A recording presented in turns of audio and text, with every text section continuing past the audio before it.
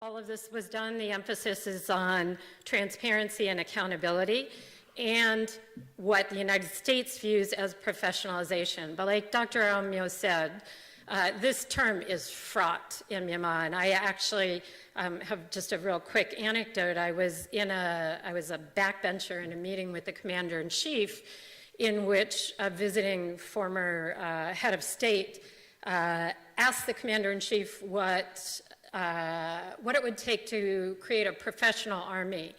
And I heard his translator translate that into a Myoji Damro, which means a patriotic army. So from our point of view, the focus is on professionalization. From what we're hearing from the commander-in-chief, standard army is the lingo. What are the limitations on, this is the last part of the talk, what are the limitations on what the US can do? I think Ambassador Mitchell was pretty clear. There's very little that can be done, and these have good historical reasons. Unlike what the Washington Post suggested about 10 days ago, sanctions have not been lifted. And in many ways, sanctions aren't liftable.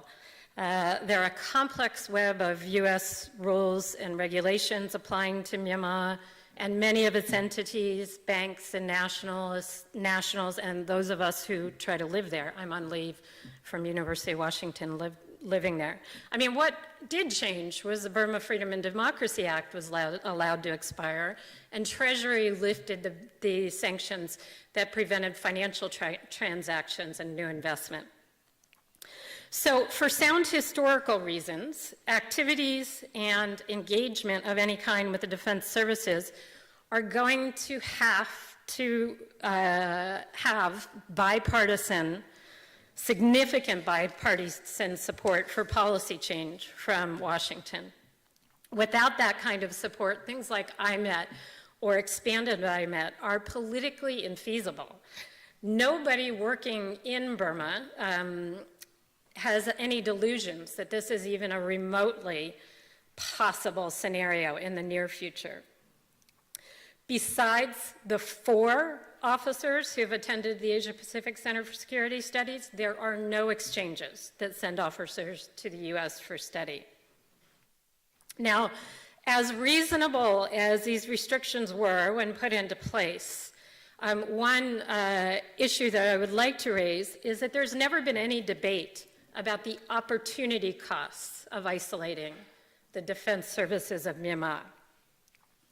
And I think this is a debate that we need to have now, because as others have mentioned, this is a remarkable moment in history when the commander-in-chief and other senior leaders of security forces are asking for help to seek alternatives to the easy partners, China and Russia.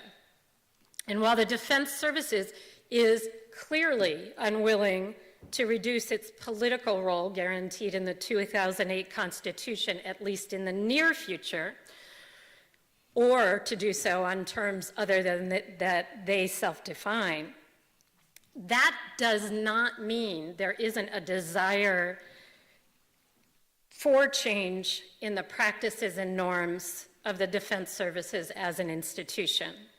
And I concur with Dr. Aumyo on seeing some evidence of a reformist bent. No Western power at this moment is able to engage in any significant way. And I would also suggest I interviewed about 12 military attaches. There are now up to about 24 to 26 foreign military attaches in Yangon. So I interviewed about 12 of them for this presentation. And most of them said that they feel hamstrung. They feel like their ability to maneuver in terms of engaging with reformist elements in the defense services are very much limited by their concerns for political blowback from Washington. Whether that's fair or not, that's the on-the-ground reading of the situation. And with several of them, they suggested that isolation has perhaps had some positive outcomes, but they've also pointed me to the one way in which international organizations, the one issue on which international organizations actually engaged with the defense services, and that was on child soldiers. And there's been marked progress in the Tamil's, the defense services attempts to eliminate that practice. So going forward, I have 3 questions, and I want to really just ask these questions set in the point that Derek Mitchell made at lunch, which is understand the extreme vulnerability that people in this country feel. Not only senior government officials, not only senior military leadership, but this crosses into political oppositions as well. Given that, that sense of vulnerability, what is possible? Do the constitutional provisions for the leading role of the defense services, which include military autonomy from democratic control, include the provisions for 25% of parliaments, lutos, to be active duty military, 3 cabinet ministries appointed by the commander-in-chief. Do those provisions constitute a deal breaker for moving forward beyond courtesies and activities? And if they do, why? And if they don't, what can be done? So I'll leave you with those questions.